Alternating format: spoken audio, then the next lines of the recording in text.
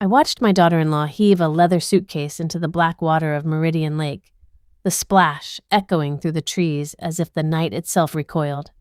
I ran, breath sharp in my throat, wet grass sticking to my shoes, and when my hands closed around that sinking case, the cold slapped my wrists like a warning. Then I heard it.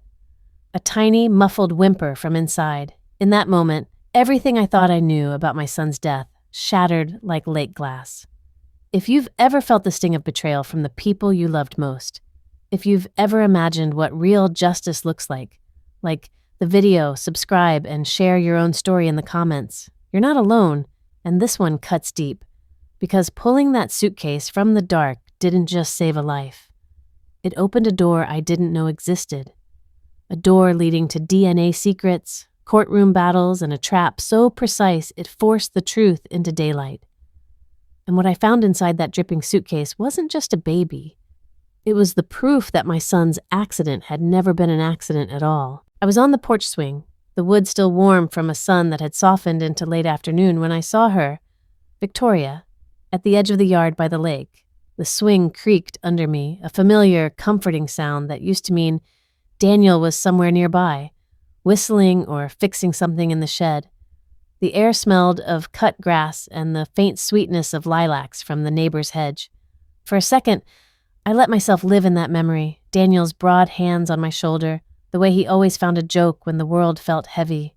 Then the movement at the water's edge pulled me back into the present. She held a leather suitcase, the kind Daniel used for quick business trips, odd and out of place by the reeds. The leather flashed in the sinking light, a dull, knowing glint, and I felt a coldness creep along my spine. I called out, voice smaller than I intended. "What are you doing?" Her back was to me. She didn't turn. She only shrugged, a casual, almost bored motion as if the world demanded nothing of her. Then she heaved the suitcase with both arms and it fell into the lake with a splash that sounded far too loud in the quiet.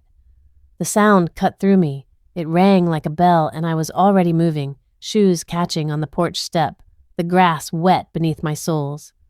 The ground pulled at my heels, sucking at the tips of my shoes as I ran. Mud clung to my toes, cold and smearing, while water lapped at my ankles. My hands reached out and I saw the ripples carrying the suitcase away, and my heart did a thing I hadn't felt in months. It rose like a bird and refused to be still. The moment stretched thin. The leather glinted again as the suitcase bobbed, then dipped under the surface. For one terrible breath, I watched it vanish as if the lake had swallowed more than a piece of luggage. I heard only the water and my own breathing, quick and shallow. The smell of the lake, old leaves, silt, and something metallic I couldn't name, filled the space between my ribs. Time collapsed, and something ancient and animal rose in me. I could not let that water take a life. I waded in, mud sucking at my ankles, cold seeping through the thin soles of my shoes. Each step forward was a small battle. The shoreline gave and took as if testing me. When my fingers finally closed around the suitcase, it was heavier than it looked. The leather felt slick under my grip, water finding every seam, and for a second I simply held on, chest heaving, as if the world might right itself if I did not let go.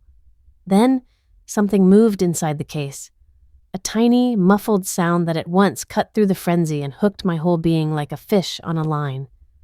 I don't remember thinking, only acting. The reeds tangled around my knees and a strand of weed slipped over my wrist.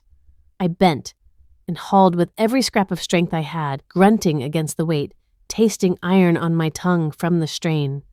The suitcase was stuck on a clump of mud and roots, then suddenly it gave. It broke free with a wet, pleating sound, and I hauled it onto the bank like some grim trophy. The zipper was stubborn, clogged with lake grit. My hands fumbled, fingers numb from cold and panic. When I finally forced the metal teeth to part, the smell hit me. Damp wool, a faint trace of old powder, and the unmistakable, wet, newborn scent that pinched the air and my chest in the same moment. A tiny body curled within, swaddled in a blanket tied with simple string. Skin so pale it might have been painted. The lips were a frightening shade of blue, and each breath, when it came, was a whisper. I remember my hands cradling that smallness as if it might shatter. I remember pressing my mouth to its chest, air from my lungs to warm it, feeling a flutter beneath my lips that was both frail and stubborn. There's a baby. I need help. Now. My voice was the only steady thing I could find. I kept it short, clipped, because long sentences felt like they would leave me in the dark. The operator's ask was calm, professional, and somewhere far away I heard the clatter of response. I held the baby in my arms while the world tilted and the sky spread itself thin and helpless over Meridian Lake. The water still shimmered where that leather case had gone down, a smear of reflection that looked like a wounded star. In those terrible seconds, the baby shivered and my fingers tightened. I could not let this small life slip into the cold. By the time the ambulance arrived, my hands were pruned from the water and my ankles slick with muck. 2 paramedics were efficient and kind, their movements a choreography of practiced calm. One took the newborn gently, eyes like warm coals, and began to warm him with towels. The other turned to me and spoke in a voice meant to pull me back to shore, both literal and figurative. I realized I was trembling, not only from cold, but from a recognition that the simple line between ordinary and life-altering had been crossed by a single act. They wrapped the baby and carried him up to the stretcher with a tenderness that made my throat ache. I followed them to the ambulance, the siren a wail that felt too loud for the smallness of the child inside. Inside that speeding box of emergency lights and rubber, I pressed my forehead against the cool plastic and watched as the paramedics' hands worked with steady urgency. Each squeeze of a bulb, each click of a gauge felt like a small miracle. When one of them finally smiled, the smallest, exhausted smile, and said, "He's taking breaths," something in me unclenched just enough to let a breath out. At the hospital, the fluorescent lighting was clinical and unforgiving. Nurses moved with the quiet authority of those who have seen too much sorrow and too much wonder to be startled by either. They whisked the baby into a warm incubator, monitoring his little body as he fought back toward color. I stood by a wall with my palms pressed flat, feeling the cheap paint beneath my hands. A doctor explained in careful sentences what they were doing, warming him, checking vitals, running tests. The sounds were organized and purposeful, the beep of a monitor, the soft rustle of latex gloves, the low murmur of medical jargon that both comforted and terrified. In the nursery, the baby's fingers curled around a tiny gloved hand offered by a nurse. He clung with a formidable will that spoke of life. Later, a doctor approached me with a list of necessities and protocols and, in a voice that folded pity into professionalism, said they would be running blood work and DNA tests to identify the infant and determine parentage. The words landed like stones in my chest. Daniel's face flashed through my mind, quick images of his laugh, his stubborn hands, the greasy smudge he'd leave on a kitchen counter while fixing something off-kilter, the kind of life that is both ordinary and irreplaceable. I had thought, for months, that the worst hurt was the hole Daniel's absence made in everything. Now that old absence billowed into a new, sharper possibility. That the son I had buried might have left threads I hadn't known, secrets that reached beyond his grave. When they said they needed blood work and DNA, I thought of Daniel's, and a cold knot tightened in my chest. Fluorescent lights hummed above the nursery like a thin, persistent drumbeat, and the antiseptic smell settled into my clothes as if it could become part of me. Machines beeped in polite mechanical rhythms, the sound threaded through my bones, and kept time with the pulse I could feel under my thumb. My hands trembled even when I tried to steady them on the plastic edge of the incubator. When I leaned in, the faint scent of baby shampoo and warm cotton rose up, ordinary, fragile, and almost obscene against the terrible thing that had brought him to me. Grief felt different in this room, sharpened, focused into a white-hot point I could direct. I couldn't let grief turn into failure. There was a lightness of hope in the way the nurse tucked another towel around him, and an ugly, bargaining thought that flashed through me. One breath, one heartbeat, and he would belong to the world again. I pressed my palm flat to the glass, watching the rise and fall of a tiny chest, a rhythm that had nothing to do with laws or wills or the cold logic of paperwork. It had to matter more than paperwork. It had to mean something, that a person could be saved in time. Detective Maria Reyes came in like a shadow that knew where to stand. She moved with the quiet assurance of someone who listens before she speaks, folding her hands at her waist while she watched the child through the glass. Her coat had no fuss, her hair pulled back so not a single observation could hide behind it. She tilted her head toward me and said plainly, "We have questions." She did not have the sort of face that shocked you into confession. Hers was a patient face, the kind that made you reveal things because it was easier than pretending to be innocent to someone so steady. She asked about the suitcase first, the initials on the brass plate, the odd double stitching along one seam. "Where did you find it?" she asked, casual but precise, like a surgeon asking how long the cut had been left to fester. I told her everything I could remember, the afternoon light. Victoria's back turned, that shrug that made me want to slap her. My voice kept snagging at the edges, but the images were clear.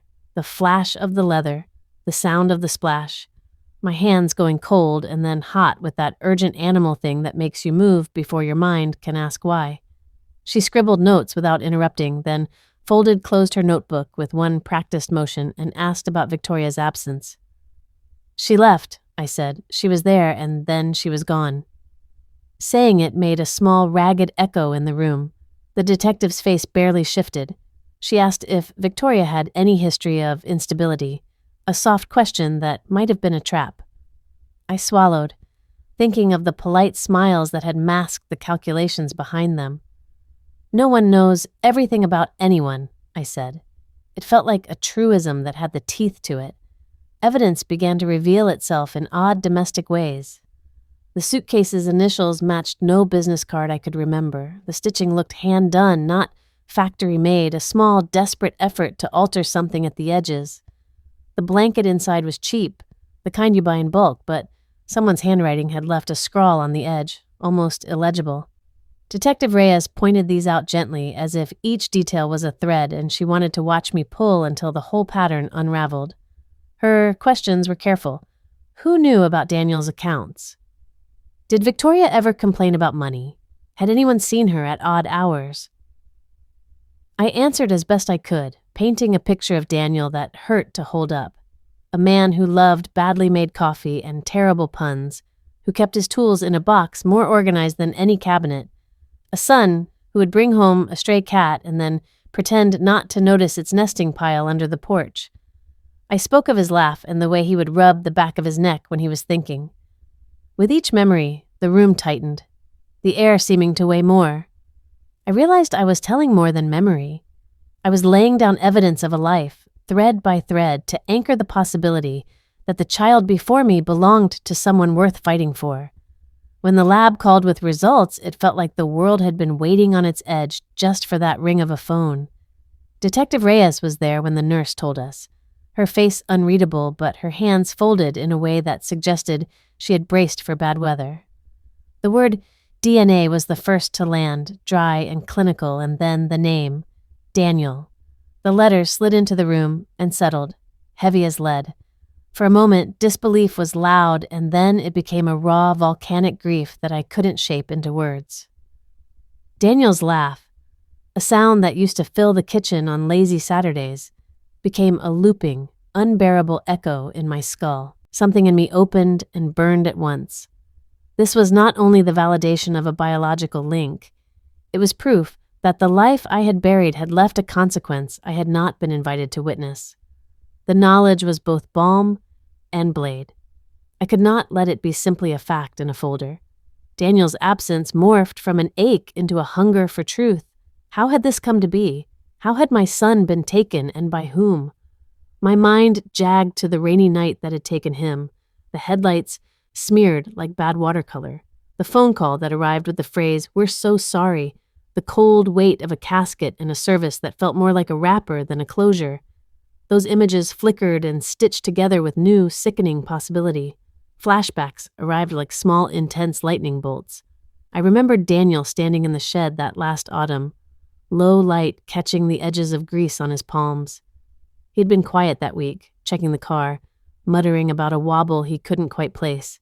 He'd waved me away when I'd offered to help tighten a bolt, saying, "I've got it, Mom. You don't worry." His voice was steady, foolish in its confidence. Later, the call in the rain, the night the car slid, and the official report that labeled it a tragic accident. Now those memories contorted. What once suggested random misfortune now threaded with intent. Detective Reyes listened without comment, filing away each fragment as if she could fit them into a larger puzzle. She knelt by the incubator and watched the small rise and fall of the baby's chest, then looked back at me with quiet intensity. "We need to re-examine everything about Daniel's death," she said. Not a question, but a directive. Her voice was flat with professional warning. I felt my stomach drop away. Questions I'd been too fragile to ask were suddenly given shape by someone else's authority. She mentioned brake lines, a phrase that echoed with a technical coldness that made the blood turn in my ears. "Sometimes accidents aren't accidents," she said. The phrase landed like a stone in a pond, and the ripples from it touched every memory. She spoke of signs investigators sometimes miss: a hairline cut in a cable, an oil slick in a place where it shouldn't be, a pedal that felt spongy underfoot. She described how someone could introduce failure and make it look like chance, like fate. The way she spoke made me want to fling myself at the thought and shriek. But my voice came out slow and measured. Who would do that? Who would want him gone? There were other pieces that made the air colder, mentions of a changed will, documents that now bore different dates, signatures that had the wrong slant. Detective Reyes said these things quietly, like a person setting a delicate trap and not wanting to spook the prey. "We'll need to look at bank records, call witnesses, and interview people who were in his life close to his death," she said. Each task sounded like a rope being thrown in the dark. I reached for it with both hands. My grief hardened into a kind of resolve that felt almost unfamiliar. I remembered the small, stubborn ways Daniel had stood up for what he believed in, the little fights he fought in the Polish of regular days, and I realized there was nothing in me that would let this rest as an accident if there were teeth to it. The thought of Victoria smiling, of the ease with which she could stand while I scoured obituary pages, made bile rise in my mouth. It was not just anger, it was righteousness in a deep, old part of me that had been honed by loss and love. Detective Reyes's eyes narrowed, not in accusation but in focus, and she folded her pen back into her pocket. "We'll need your cooperation," she said. There was no emotion in it, only an efficient demand that felt like order being issued to a soldier. I nodded, because there was no alternative that made sense. I would sign whatever she needed. I would open any drawer, turn over any stone. The nurse called for me to step outside as more tests were scheduled, and in the hall the world felt too bright after the nursery's focused light. Walking back into the corridor, I tasted metal in my mouth and felt my knees go soft. The hospital noises, rubber heels on linoleum, the soft beeping from distant wards, seemed to belong to another life. A clerk asked my name, and a social worker took down the same information I had already given in a dozen forms, and I answered with a practiced calm that covered the rawness inside. During one breath, I thought of Daniel's hands, the grease on his knuckles, the way he used to leave notes folded into proof of purchase receipts. In another breath, I thought of the baby curled in the incubator, a small, fierce pulse of life that would be my son to protect. When they told me the lab would forward the DNA to the district office and that Detective Reyes had been assigned to follow up, I felt a small, fierce surge of relief. It was relief not because the truth would necessarily be kind, but because now it would be pursued, dragged into the light. For months, I had been alone in my suspicion, a woman clutching at fragments. Now there was a person with authority and skill standing with me. It did not erase the ache, but it made the ache purposeful. They said the accident report was routine. I thought, no report is routine when you loved someone. The knock at the door came with the cheery efficiency of bureaucracy, 3 soft raps that sounded at odds with the way my chest was pounding. When I opened it, Catherine stood on the threshold with a clipboard cradled like a talisman. Her smile was polite and practiced, the kind designed to put people at ease while also keeping them in their place. Fluorescent light from the hallway spilled over her shoulders and made the paper on her clipboard gleam. "Good afternoon, Mrs. Harper," she said, voice smooth and a little too warm. "I'm here for the assessment." She moved through my house with the calm deliberation of someone checking boxes in a life she didn't live. Everything she asked had the clipped cadence of form fields and regulations, square footage, number of exits, smoke detector checks. She wrote with an even hand, the pen scratching lightly like a small insect on paper. Behind her, the living room looked the same as always, crocheted, throw folded over the arm of the chair, a picture of Daniel and me on the mantel. But under the clipboard shadow it felt like an exhibit. The visiting nurse arrived later the same week, clipboard in hand, as if the neighborhood had suddenly turned into a clinic. She measured the crib with a tape measure that clicked precisely, the sound irritating in a way I hadn't expected. When she measured the nursery window for light exposure, she cocked her head, as if unsure how to record the brightness of hope. The tick of the wall clock in that little room became louder than it had any right to be, a metronome marking my progress through hoops I hadn't chosen to jump through. Each tick seemed to ask a question I didn't have the energy to answer. In the same center as Catherine's visited questions, I sat through a parenting class under strip lighting that made everyone look too tired.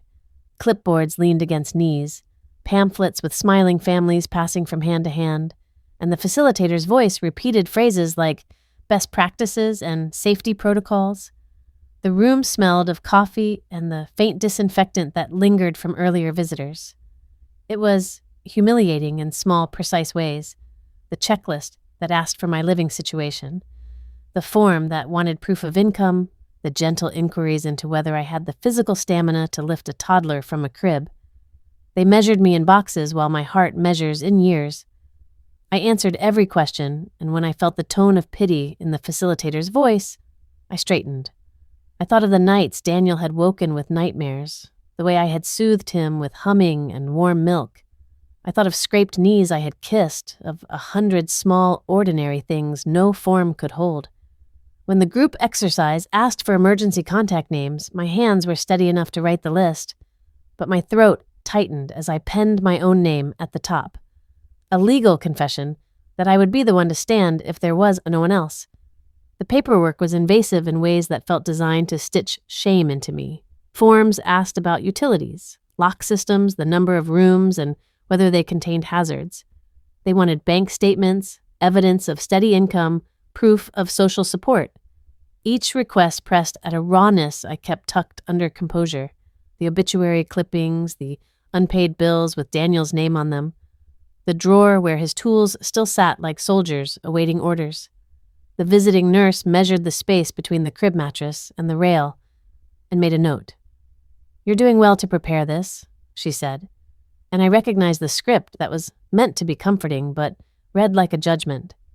There were moments of acute humiliation that landed like small blows.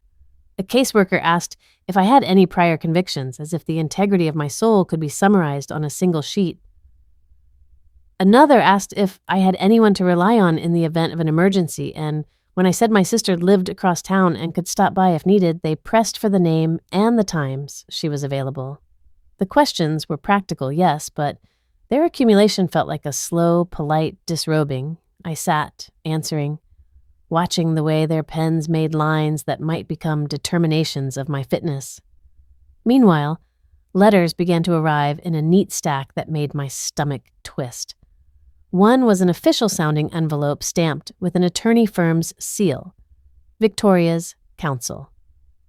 The language inside was measured and oily, the kind that spreads like oil on water and makes everything slicker and harder to hold. "Mrs. Harper," it read, "we request that you refrain from interfering with the mother's access to the child until legal parentage is conclusively established." The phrasing was gentle but unmistakable. "Stay out of the way or we will use the law to make you." I called the listed number on instinct before I realized it. A clipped voice answered and then transferred me to someone who introduced himself with a smooth, rehearsed sympathy. "Mrs. Harper," his tone said, "we understand your feelings, but the law protects parental rights. You must allow proper channels." He circled his sentences like a predator pacing. I felt, for the first time since pulling the suitcase from the lake, an anger that was not only protective but primeval. "I saved him," I said, and the words felt both small and enormous as they left my mouth. "I will raise him." The attorney's response was a quiet, almost pitying laugh on the line. "Emotions run high in these cases, Mrs. Harper. Perhaps you should consider mediation before making any statements." The laugh was like ice scraped over bone. He suggested alternatives that had the same effect as saline on burned skin. Clarifying meetings, neutral third parties, delays. His strategy was clear. Wear me down, bureaucratize my grief, make my urgency look like hysteria. He used the law as an instrument to stonewall my heart. Courtroom teasers arrived next, subpoenas and notices that sounded more like invitations to an arena than calls for simple clarification. The clerk's voice on the phone was apologetic when she explained that dates were tentative and that the judge's calendar was congested. Every delay felt like a hunger stretching into days. I practiced my replies in the mirror, calm, resolute. "I saved him. I will raise him."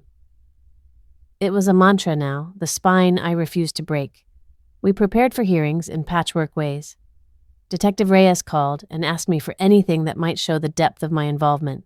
Photographs of the house, receipts for baby supplies I had bought, witnesses who could attest to my relationship with Daniel. I gathered what I could find. An old grocery list with Daniel's crooked handwriting. A tattered t-shirt he'd left with grease at the cuff. Messages on my phone where he'd planned a weekend of fixing the porch swing. Each scrap felt like ammunition against the formal coldness of the court. An early hearing was a study in small cruelties. The judge, polite and grave, listened to attorneys trade phrases with the practiced ease of people who spoke in legalese the way others breathe. Victoria's counsel painted pictures of my age and my grief as potential risks, citing studies and statistics about older caregivers and the rigors of infant care. They used charts and authoritative nods, a theater of data that pulled at the heartstrings of the room's decorum. An expert witness spoke in carefully measured terms about developmental milestones and sleep patterns and the stresses of single caregiving.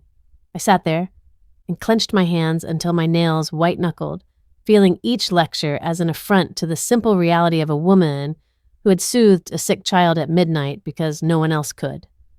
Between courtroom dates, there were home visits that felt invasive in a new way. Inspectors measured curtain cords and the distance between the changing table and a power outlet. They asked about sleeping arrangements for nights when I might be tired. Once, a social worker from a protective services unit lingered longer than necessary, eyes scanning the books on my shelf, the titles of novels, the religious pamphlet tucked in a drawer. She asked with a soft voice if I had the patience for the unpredictable hours of infancy.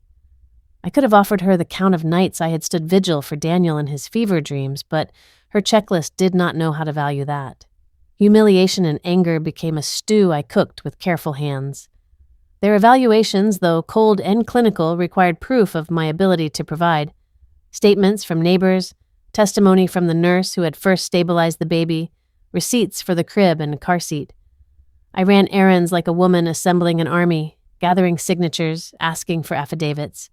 Each yes I coaxed out of someone felt like a small victory, a patch adhering to the torn fabric of my claim. Then, one rainy afternoon, during a routine review of the files, Catherine's pen stopped. Her lips pursed as she traced a line on a document with a fingertip that trembled ever so slightly. She folded the paper and looked directly at me. "There's a discrepancy," she said, and the word itself felt like a threat. I leaned in. The page she offered me had a signature that matched Daniel's name, but the ink tone and the slant were wrong. The date had been altered, and the amendment had been placed in a way that suggested someone had wanted to ensure a future benefit. My stomach dropped. Detective Reyes called immediately when I described what I'd found.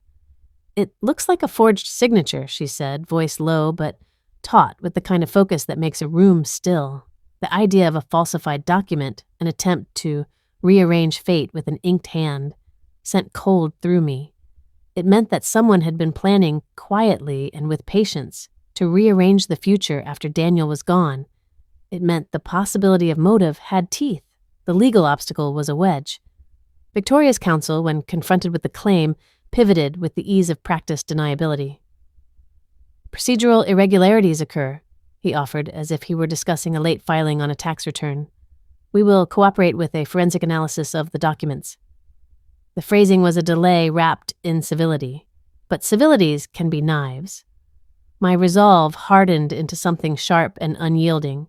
I had been catalogued and measured, judged by stare width and bank statements and the tilt of a signature. Now, with forged ink on paper meant to steal my child's future, I had proof that someone had been willing to lie to gain advantage. The law had the power to protect and the power to wound. If it tested my right to be a mother, then I would show them what motherhood looks like. The journal smelled like old coffee and rain-damp paper, a smell that pulled time into my hands the moment I opened it. Daniel's handwriting folded across the page in tight, crowded lines. The letters pressed so close together, you could almost hear his thoughts colliding. There were grease smudges along the margin where he must have set it down on the workbench, and a coffee ring intersected a sentence as if the cup had insisted on interrupting the flow. I traced a finger over his cramped script until the indentation left a ghost under my nail, as if touching the page might summon him. The first entry I read that night had the breathless cadence of someone keeping a dangerous secret. It said, in uneven scrawl, October 12th. If anything happens to me, know this. I found evidence. Not sure how to say it without sounding mad. Victoria argued about money tonight. She laughed when I asked about changes to the car. Said not to worry. She'd handle it. I checked the brakes again. Felt wrong. I promised myself I'd fix it tomorrow. If I don't, remember, I tried. Reading those lines, the kitchen around me blurred into a thin film. The handwriting made everything achingly immediate. His fear, his attempt to anchor it in ink. The entry was small, almost an aside. In it, his hesitation lived like a pulse. I read it aloud once, twice, the words forming a slow, excruciating explanation of the knot I'd felt for months. He had known. He had worried. He had planned to act, and that knowledge twisted inside me like a blade. As I turned more pages, the journal revealed the texture of their life in fragments. Arguments scribbled in the margins, phone numbers circled and crossed out, terse notes where Daniel had catalogued small contradictions.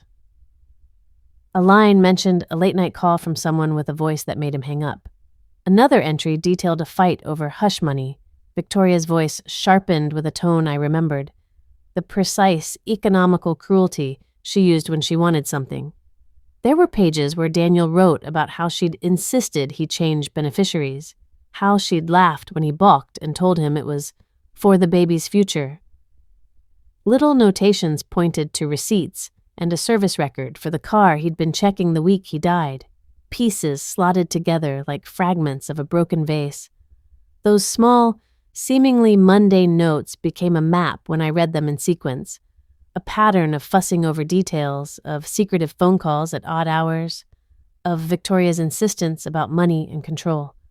The journal opened windows into arguments I had never heard and decisions made behind closed doors. Each passage tightened the thread that connected the suitcase at the lake to a motive and a plan that had been in motion long before my hands pulled something living from the muck. My internal voice moved from grief to a white-hot clarity. Reading his words made me understand how he must have felt the week before the crash. A man suddenly aware he was treading on a trap, heartbreak mingled with a rising ache of outrage. He had known. He had tried to protect a life that, as it turned out, would be left in a suitcase at the water's edge. The idea that he'd scribbled these fears and yet not been heard made me want to scream into the emptiness, to put his ink into voices and force the world to listen. Detective Reyes came over with the kind of quiet efficiency I had already come to rely on. We spread the journal across the table like evidence, and she read the passages with the same careful patience I had used. Her fingers hovered over certain lines, and she asked pointed questions that made the facts cohere. "Where did he keep this?" she asked. "Who would see those entries?" She spoke as if building a house of proof, each question another brick. Together, we mapped Victoria's movements against the journal's timeline. The detective pulled up call records and receipts and, with a small, complicit smile that was all her, started to stitch them to the paper trail Daniel had left behind. The handset records showed a series of late-night calls to numbers that either led nowhere or were paid in cash. A receipt from a garage technician had an odd annotation. The mechanic's handwriting indicated a worry about a loose connection in the brake line, which, when cross-referenced with Daniel's notes, suggested something more deliberate than ordinary wear. We found neighbors who, when coaxed gently, added memories. The late-night silhouette at the window 2 weeks before the crash. The sound of raised voices muffled by rain. A woman who walked her dog by the lake remembered seeing a light on in Victoria's car well after midnight, and then a door closing with a soft, decisive slam. Each witness gave a piece that fit the puzzle, and the detective recorded their statements with an unassuming skill that made the disjointed pieces begin to look like a picture. I read Daniel's entries aloud while Detective Reyes took notes, the sound of his handwriting in my mouth giving shape to a case I had not known how to assemble. "He wrote about a change to his will," I told her, my voice brittle. "He'd been worried someone might try to benefit if something happened." She nodded slowly, the way someone bends to gather a thread so it will not vanish. "We need to find that will," she said. "We need to know when and why it was changed." The plan that emerged was small and precise, not a flash of violent vengeance, but a surgical unmasking. Revenge, in this new light, became justice. We would not let fury make us reckless. Instead, we would make strategy our instrument. Detective Reyes suggested surveillance, the positioning of witnesses, and the use of small, hidden recorders to capture a confession or a hint of admission. Her voice was the voice of someone who knew how to coax truth from silence. We started plotting the practicalities at my kitchen table over mugs of coffee that went cold. Detective Reyes sketched Victoria's usual routes, places she favored, friends who might shelter her. She suggested locations where Victoria might feel confident enough to speak freely, places that would make her slip into familiar arrogance. And one name surfaced consistently: the old lakeside warehouse near the boatyard, a place that had been a repository of good memories for Daniel and me. He had once brought home a picture taken there, his hand braced on my shoulder, both of us laughing in a way that made the world seem softer. The same place, tarnished by time, would now be perfect for a sting. Memory would be a lure. We discussed a decoy payment that could bait Victoria into a meeting, money that would be tempting enough to bring her out, but small enough to avoid the suspicion of grand schemes. A decoy, the detective explained, allows the predator to reveal his teeth while police lie in wait. She suggested we plant 2 hidden recorders, one disguised as an old toolbox, and another small device tucked beneath a rusted bench. They would capture voice and admission, coupled with a well-placed officer who could gently steer conversation. The plan had a certain inevitability to it. There was talk of witnesses as well, people who might remember a specific phrase, a particular laugh, a mannerism that linked Victoria to darker decisions. We made a list of plausible bait: a bag with cash, a forged letter that hinted at access to Daniel's accounts, a photograph that suggested I had documents to hand over. Each element needed to be credible, in a way that Victoria would not suspect anything more than an opportunity to claim her supposed right. At night, I read more of Daniel's entries and began to feel the steadying of purpose. He had left markers in his ordinary life, the names of people who mattered, a schedule that showed where he had been, the loose note about the car. His handwriting, at once intimate and shattered, offered a path forward. "We need proof," Detective Reyes whispered once while we marked the map with the locations of possible meetings. "We need her to speak." The whisper felt conspiratorial, the two of us folding a net out of ink and patience. We rehearsed scenarios, how Victoria might react, what she might say when confronted with the sight of a photograph or payment on the table. I found myself practicing phrases like a prayer. how to sound casual as I offered the bait, how to keep my voice level so the recorder would pick up every tremor in hers. Detective Reyes trained the listening team to be invisible, a step behind conversation, a shadow at the edge of her confidence. The legalities were handled quietly. We positioned our plan as a sting run by the police, an operation to catch someone in the act of admission. There was a peculiar violence to planning a trap at a place that once held laughter. The warehouse's image in my mind swung between sunlit nostalgia and the dark, echoing place it had become in my imagination. I imagined us waiting in the wings while Victoria walked into the memory and surrendered pieces of herself in the casual way she had when she believed she was untouchable. The plan asked for patience, for the law to be patient with its own mechanisms until truth, like tidewater, could be seen. As the night of the sting approached, the days felt both long and taut with possibility. I slept badly, my dreams full of journal pages fluttering in wind. I imagined Victoria's face when the recorders replayed her voice, when the careful, honeyed phrases she used to disguise cruelty would be stripped bare. That thought made hope taste metallic in my mouth. We double-checked everything. The detective held the journal in gloved hands and looked at me with a fierce calm. "We'll give them their chance to answer," she said. "We'll give Victoria a meeting.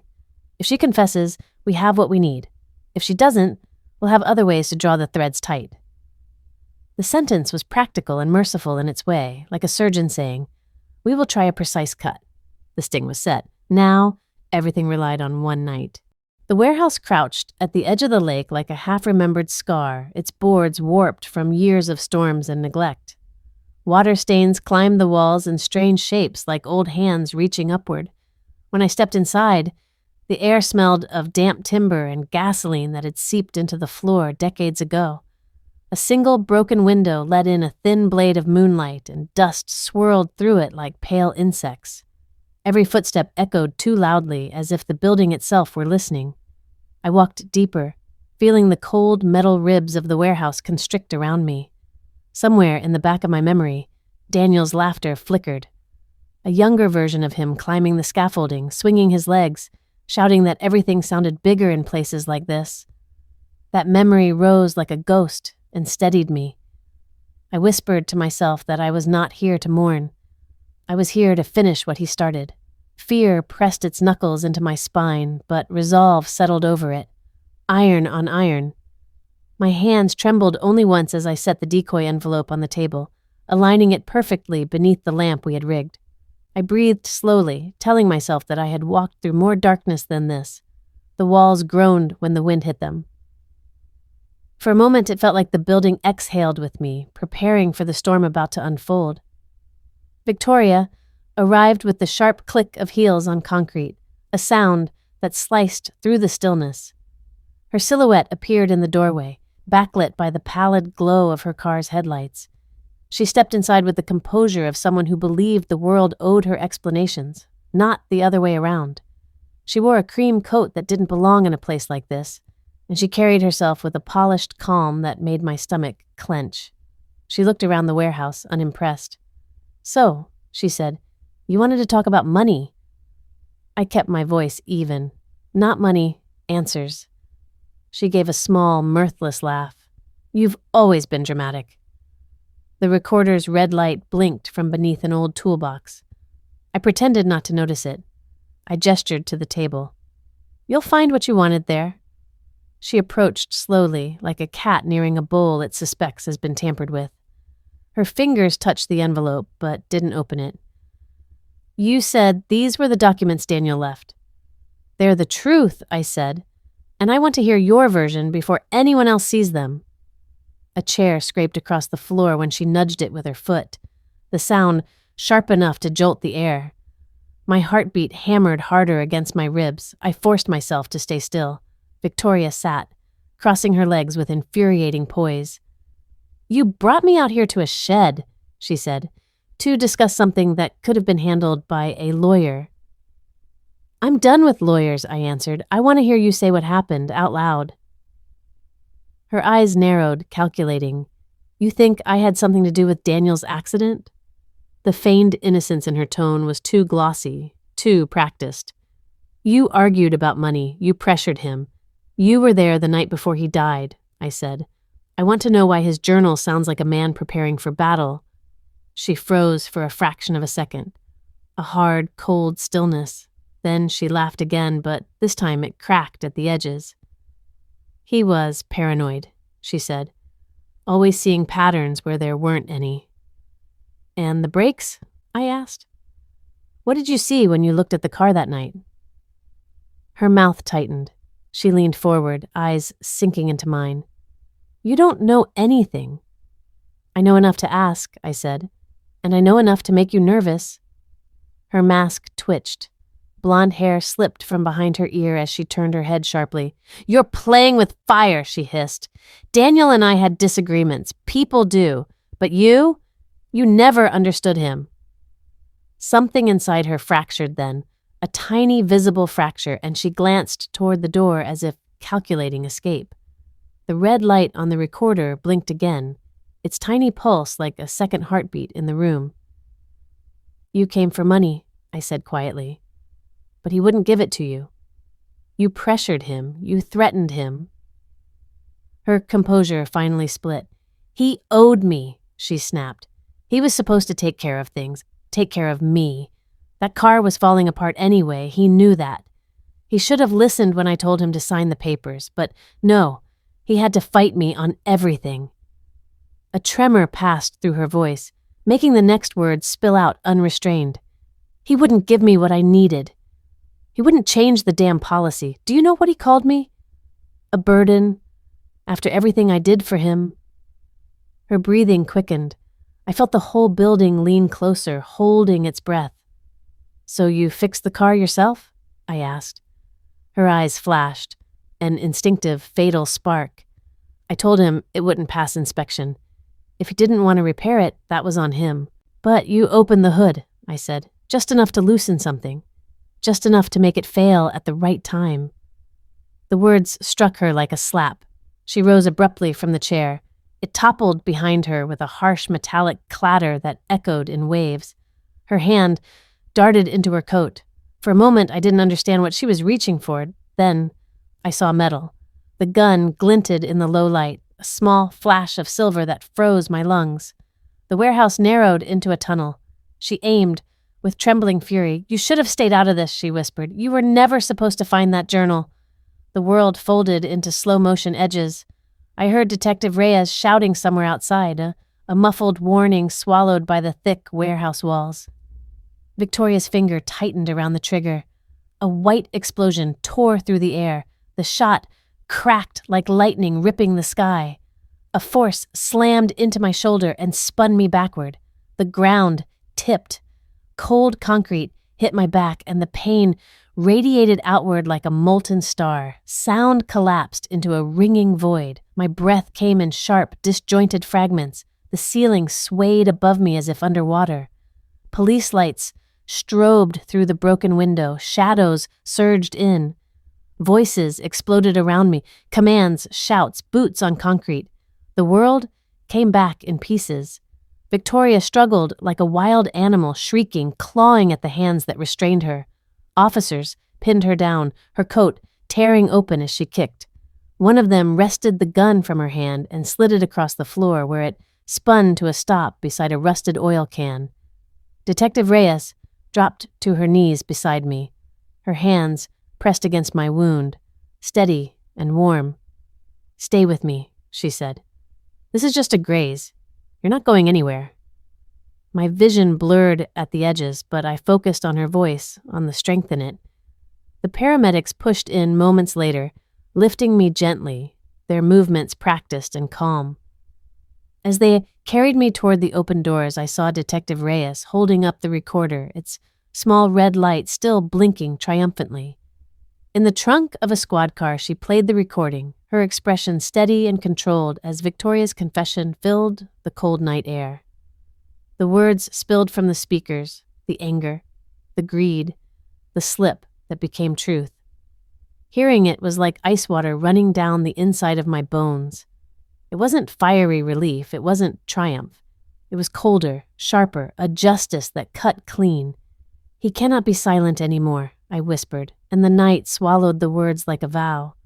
Later, when the medics cleared me to go home and the chaos faded into something distant, I stepped into the quiet of my house. The lamps cast soft pools of light on the floor. Samuel slept in his crib, one small hand curled above his head, his breath rising in tiny, even sighs. The room smelled of lavender and warm blankets, nothing like gasoline or fear or the echo of gunfire. I stood there for a long time, watching the slow rise and fall of his chest. The house felt different. Not lighter, but settled as if some invisible weight had been taken out of its walls. I touched the crib's wooden edge and exhaled. I had taken back more than a child. I reclaimed my son's name. I learned that grief can shape itself into something fiercer than fear. Something that stands up even when the world tries to fold you in half. I learned that love holds longer than money ever will, and that age isn't a weakness.